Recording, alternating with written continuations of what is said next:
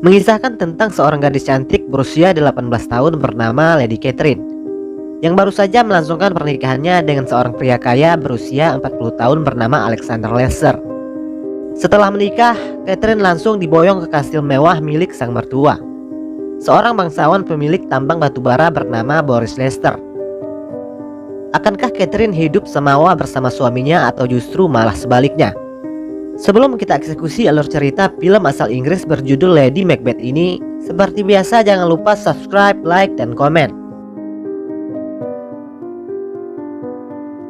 Kehidupan pernikahan Catherine tidaklah sesuai seperti apa yang dia impikan. Alih-alih hidup bahagia bak putri kerajaan, di rumah barunya itu, dia justru hidup layaknya tahanan penjara. Dengan aturan ketat yang dibuat oleh mertuanya yaitu Boris Lester. Boris memiliki sikap yang dingin dengan kedisiplinan yang sangat tinggi. Seperti tidak mengizinkan Catherine keluar dari rumah, tidak boleh terlalu banyak bicara atau bertanya, dan Catherine tidak boleh tidur jika suaminya masih belum pulang. Sementara Alexander justru selalu pulang larut malam dengan kondisi mabuk berat. Sehari-hari Anna hanya berinteraksi dengan pembantu rumah itu, seorang wanita kulit hitam bernama Anna. Belakangan baru kita tahu bahwa Alexander tidak pernah mencintai Catherine. Dia menikahi Catherine karena dipaksa oleh ayahnya, agar Alexander segera bisa memiliki keturunan. Tapi bagaimana bisa memiliki keturunan? Pada malam pertama saja, Catherine sama sekali tidak disentuh oleh Alexander. Entah punya kelainan atau apa, Alexander hanya menyuruh Catherine menanggalkan semua pakaiannya. Setelah itu, Catherine disuruh menghadap ke dinding. Sementara dia memainkan burungnya dengan cara manual, yaitu dengan tangannya sendiri. Setelah selesai, dia langsung tidur. Begitu juga dengan malam-malam berikutnya. Catherine hanya disuruh menghadap ke dinding tanpa busana, sementara dia hanya bermain secara solo.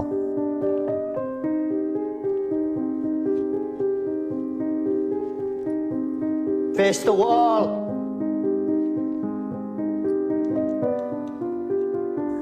Catherine yang kebingungan dan tidak tahu harus bagaimana, hanya mengikuti saja apa yang diperintahkan oleh suaminya.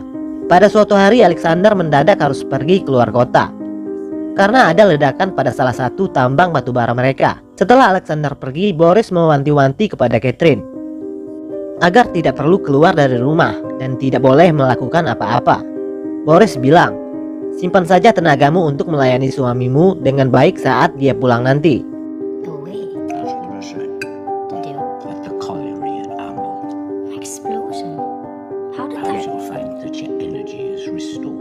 Setelah suami dan mertuanya pergi, Catherine yang merasa kebosanan karena tidak ada teman yang bisa diajak bicara dan tidak punya kegiatan apapun selain hanya pergi ke gereja pada setiap hari Minggu. Diam-diam dia keluar dari rumah, berkeliling di perkebunan kapas yang sangat luas. Pada suatu hari Anna tidak datang ke kamar untuk melayaninya seperti biasa. Lalu dia memutuskan untuk mencarinya di luar rumah. Ternyata Anna dikerjai oleh tukang kebun anak buah suaminya. Anna diangkat dan ditimbang layaknya hewan ternak. Melihat itu Catherine marah dan memerintahkan para tukang kebun itu untuk menuruni Anna.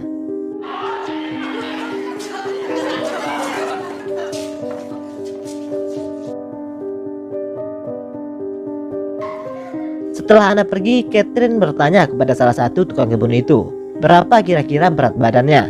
Si tukang kebun itu lalu mengangkatnya secara paksa untuk ditimbang. Catherine sangat terkejut dengan ketidaksopanan pria itu. Dia merasa tidak dihormati sebagai istri dari bosnya. Catherine terlihat kesal dan menyuruh para tukang kebun itu untuk kembali bekerja.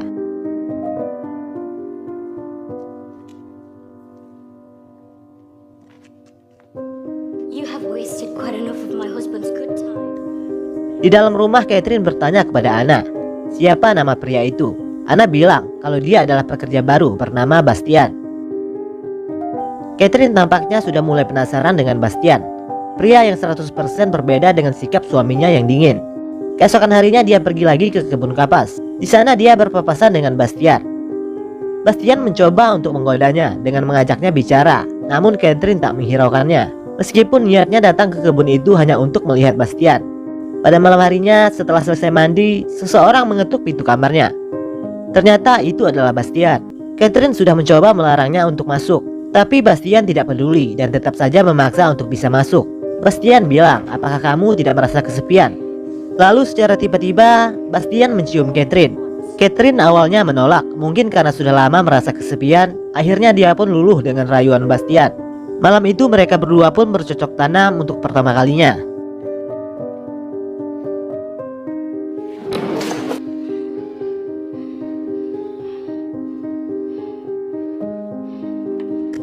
Keesokan paginya melihat Catherine tidur tanpa pakaian, Anna tampaknya sudah mulai curiga bahwa ada yang tidak beres.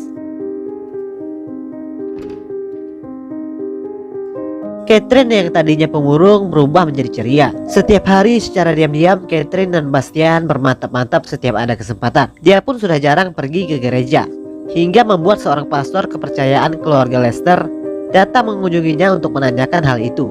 Rupanya diam-diam Anna memberitahu si pastor kalau Catherine menyelinap keluar rumah diam-diam tanpa sepengetahuan suaminya. Catherine tampak kesal dengan pengaduan Anna itu. Suatu hari Anna melihat Bastian menyelinap masuk ke kamar Catherine. Dari lubang pintu kamar, Anna menyaksikan sendiri mereka berdua sedang berhubungan intim. Saat sedang mencari jamur di hutan, Bastian menghampiri Anna.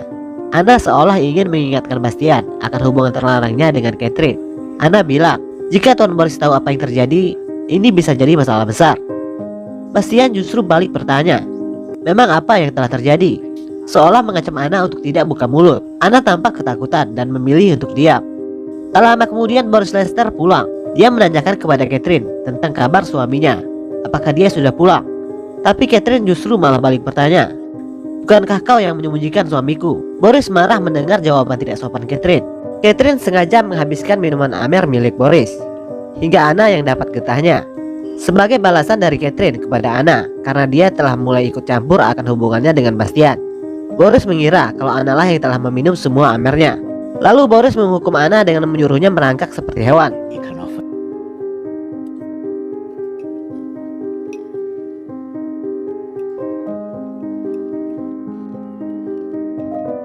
Singkat cerita, Anna memberitahu Boris akan hubungan terlarang Catherine dengan Bastian. Boris yang marah besar mencambuk Bastian berkali-kali dan mengurungnya di kandang kuda. Mendengar Bastian yang dikurung, Catherine mencoba untuk membebaskannya. Namun kunci kandang itu dipegang oleh Boris. Tanpa rasa takut, Catherine memaksa Boris untuk segera melepaskan Bastian. Namun Boris malah marah besar dan memaki Anna dengan kata-kata kesat. Do you have any idea of the damage that you... He has made that impossible.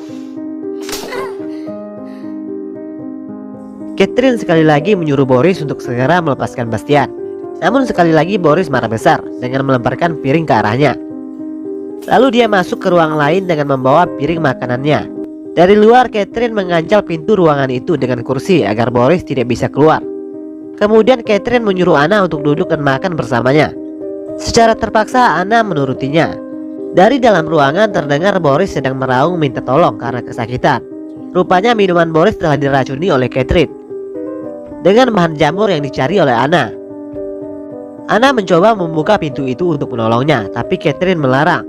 Setelah Boris tewas, Catherine lalu menyuruh Anna untuk memanggil dokter. Sementara itu dia mengambil kunci dari Boris untuk melepaskan Bastian. Setelah jasad Boris diperiksa, dokter bilang kalau Boris tewas karena penyakit lambung yang dideritanya. Anna yang menyaksikan kejadian itu tiba-tiba menjadi bisu karena syok. Mulai hari itu dia tidak bisa lagi berbicara sepatah kata pun. Catherine mendapat surat dari Alexander bahwa dia tidak bisa pulang ke pemakaman ayahnya. Dia meminta Catherine yang mengurus semuanya. Mulai hari itu Catherine membawa Bastian masuk ke rumah. Status Bastian berubah dari seorang tukang kebun menjadi tuan rumah.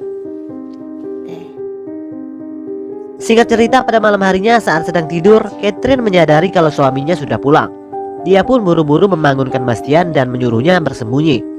Bastian ketakutan bukan kepalang, sementara Catherine malah mentertawainya. Tidak ada kekhawatiran sama sekali di wajahnya dengan kepulangan suaminya itu. Saat di kamar, Alexander heran melihat tempat tidur dengan 2 bantal. Dia juga menemukan sebuah sabuk ikat pinggang pria.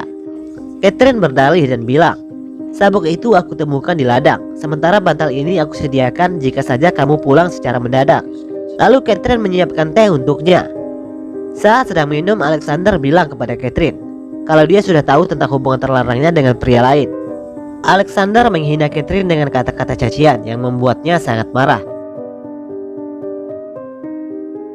You seem surprised, and you've acted so very shamelessly and so very stupid. Lalu dia membawa masuk Bastian dan mencoba untuk bermantap-mantap di depan Alexander. Alexander yang melihat itu menjadi naik pitam. dan langsung menyerang Catherine dan Bastian.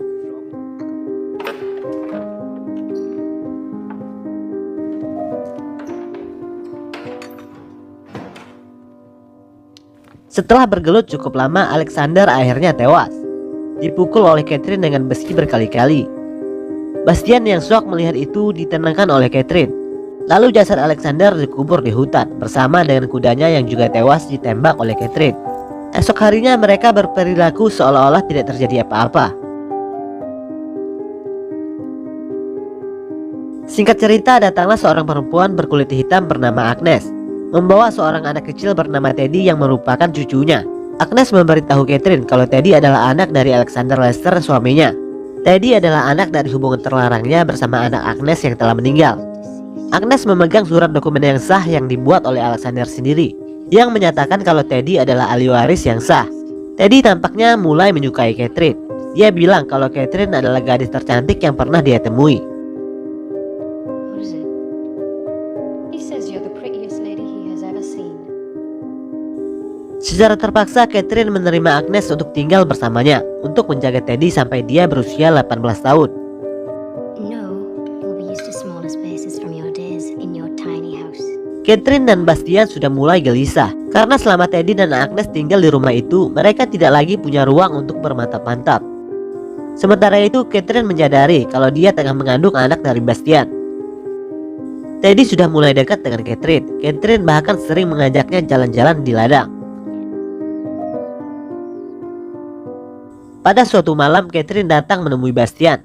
Namun Bastian menyuruhnya untuk pergi. Kita tidak akan pernah bisa bersama lagi selama Teddy masih ada di rumah. Keesokan harinya, Teddy mengajak Catherine untuk bermain. Namun Catherine yang tengah tidak enak badan terpaksa menolaknya. Karena Teddy yang terus memaksa, Catherine jadi emosi dan secara tidak sengaja mendorongnya. Akibat dari itu, Teddy menangis kecewa. Lalu dia pun kabur dari rumah. Semua orang mencarinya kemana-mana, termasuk Bastian. Lalu scene memperlihatkan di mana Bastian menemukan Teddy yang sedang duduk di bebatuan air terjun.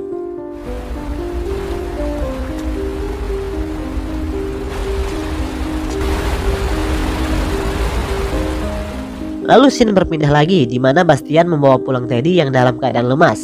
Agnes yang melihat orang asing masuk ke rumah dan memegang cucunya marah-marah kepada Bastian lalu mengusirnya keluar. Melihat itu, Catherine nampaknya tidak suka melihat kekasihnya dibentak-bentak oleh Agnes.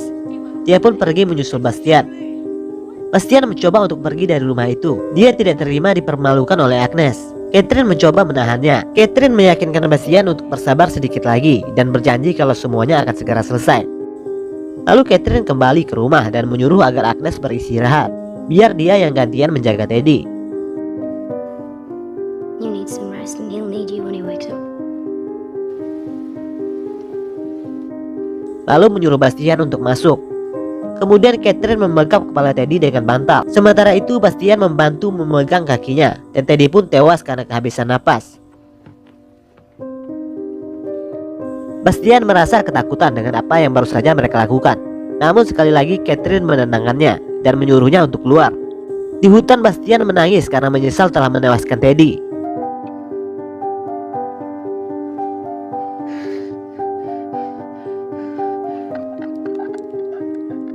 Di tempat lain, Catherine berdalih saat menjaga Teddy dia sempat tertidur 10 menit. Setelah bangun, dia menemukan Teddy sudah tidak bernapas lagi. Dokter bilang kalau ada bekas memar di muka Teddy. Kemungkinan seseorang telah dengan sengaja membekapnya. Kepada polisi, Catherine bilang memar yang ada di muka Teddy kemungkinan akibat terjatuh dari air terjun. Tampaknya polisi sudah percaya dengan semua ucapan Catherine. Namun tiba-tiba Bastian masuk. Dengan menangis karena menyesal, Bastian membuat pengakuan kepada polisi kalau Catherine lah yang telah menewaskan Teddy. Begitu juga dengan Boris dan Alexander, dan dia juga ikut membantunya. Bastian bilang kalau Catherine seperti penyakit yang menjalari tubuhnya. Aku selalu menuruti apapun yang dia mau. Mendengar itu, Catherine terlihat kecewa dengan Bastian. Dia membantah keras semua tuduhan Bastian dan balik menudingnya bahwa Bastian lah yang telah menewaskan Teddy atas motif dendam karena tersinggung lantaran diusir oleh Agnes. Begitu juga dengan Boris yang diracun dari jamur yang dicari sendiri oleh Anna di hutan. Catherine bilang Anna dan Bastian sengaja menewaskan Boris dan Alexander karena takut hubungan terlarang mereka berdua terbongkar.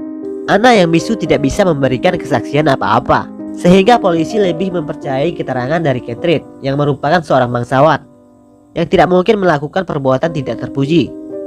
Di akhir cerita, Bastian dan Anna dihukum mati. Sementara Catherine tetap tinggal di rumah itu sendirian dalam keadaan kesepian sepanjang hidupnya. Lalu film pun berakhir.